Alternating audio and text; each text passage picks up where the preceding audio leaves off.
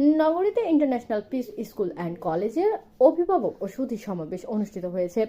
শুক্রবার সকাল 10টায় ডালমিলস্থ ক্যাম্পাসের হলরুমে অনুষ্ঠিত সমাবেশে সভাপতিত্ব করেন স্কুলের চেয়ারম্যান অ্যাডভোকেট মইনুল ইসলাম জীবন। বক্তব্য রাখেন স্কুলের প্রধান উপদেষ্টা শেখ জাহাঙ্গীর আলম, অধ্যক্ষ এমডি ফেরদাউস হোসেন, অ্যাডভোকেট মনিরুল ইসলাম পান্না।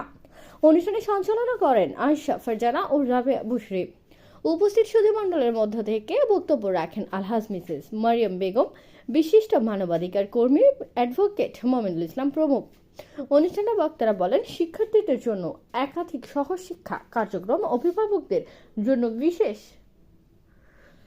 সচেতনতা এবং পারিবারিক শিক্ষার কার্যক্রম ও সমাজের সুবিধাবঞ্চিত শিশুদের জন্য দেশ জুড়ে শিক্ষা ব্যবস্থা রয়েছে এই স্কুলে। বছর পরে এই যে স্কুল চালু হয়েছে, এটা আমরা খুশি।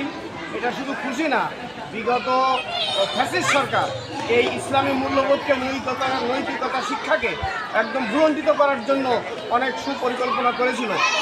আমরা আশাবাদী এবং এই স্কুল আগামী দিনে যাত্রা শুরু হবে এবং বাংলাদেশে ইসলামী মূল্যবোধ এবং কুরআন হাদিসের আইন প্রতিষ্ঠা হবে ইনশাআল্লাহ।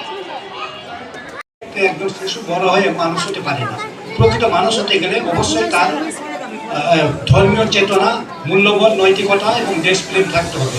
এটা কিভাবে আসে? আপনারা যারা অভিভাবক আছেন, প্রাথমিকভাবে কিন্তু অভিভাবকের দায়িত্ব হচ্ছে তার নৈতিকতা, ধর্মীয় চেতনা, মূল্যবোধ এবং দেশপ্রেমকে গড়ে তোলা। তার পরবর্তীতে স্কুল পর্যায়ে টিচারদের দায়িত্ব।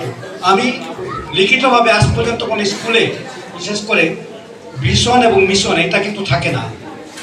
আজকে দেখলাম যে এই ইন্টারন্যাশনাল পিস স্কুল অ্যান্ড কলেজে যে মোরালটা আমাদের সামনে উপস্থাপন করেছেন, তার মধ্যে ভিশন এবং মিশনের মধ্যে মূল্যবোধ, নৈতিকতা, আমি যে কথাগুলো বললাম, নৈতিকতা, মূল্যবোধ, দেশপ্রেম এবং ধর্মীয় চেতনার কথা উল্লেখ করা হয়েছে। এইভাবে একজন শিশুকে শিক্ষা দেওয়া হবে আমি মনে করি। তো এখন আপনি আপনার সন্তানকে এ ধরনের প্রতিষ্ঠানে দিবেন, এই ক্যাম্পাসে না অন্য ক্যাম্পাসে, এই প্রতিষ্ঠানে না অন্য প্রতিষ্ঠানে, এই বিবেচনা আপনি করবেন। এখানে সকল ধরনের আয়োজন আছে, একেবারে হিফজ থেকে শুরু করে আপনার কোরআন এবং সুন্নাহর যে মৌলিক জ্ঞান, সেই মৌলিক জ্ঞানের চর্চা, সেটা থেকে শুরু করে আধুনিক যে ধ্যান ধারণা, সেটা সব দিক বিবেচনায় এ ধরনের প্রতিষ্ঠানে আপনার সন্তানকে দিলে আপনার এই স্বপ্ন পূরণ সম্ভব হবে। তবে একটা কথা এই সাথে বলে রাখি, চটকদার ওই অ্যাড যেগুলো আছে, ওরকম বাক্য দিয়ে আমার বক্তব্যকে আমি সমৃদ্ধ করতে চাচ্ছি না। সেটা হচ্ছে সন্তান আপনার, দায়িত্ব আমার, সবটুকু দায়িত্ব স্কুলের না। আমি এটার সঙ্গে সবসময় একমত হই না। সন্তান আমার আর দায়িত্ব স্কুলের। স্কুলে যতক্ষণ থাকবে, যারা আবাসিক তাদের জন্য মেজর দায়িত্ব স্কুলকে নিতে হয়। কিন্তু আবাসিক না, আপনার সন্তান এখানে থাকবে 6 ঘন্টা, বাকি সময় কোথায় থাকবে? আপনার কাছে।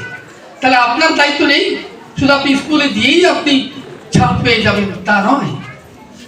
পরিবার হচ্ছে সবচেয়ে বড় শিক্ষা প্রতিষ্ঠান। পরিবারের চেয়ে বড় শিক্ষা প্রতিষ্ঠান আর কোনো নাই। সুতরাং আপনারও দায়িত্বের মধ্যে থাকতে হবে। আপনার সব স্বপ্ন পূরণের জন্য আপনার সন্তানকে নিয়ে আপনার স্কুল যেমন আপনাকে সহযোগিতা করবে, আপনাকেও তার সঙ্গে থাকতে হবে। উভয়ে মিলিয়ে শিক্ষকরা বলা হয় দ্বিতীয় পিতা।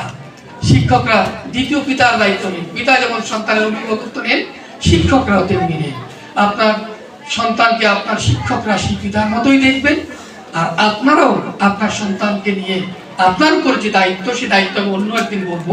অভিভাবকদের কি দায়িত্ব শিক্ষকদের নিয়ে। আজকে আমাকে শেষ করতে হবে 12টার মধ্যে।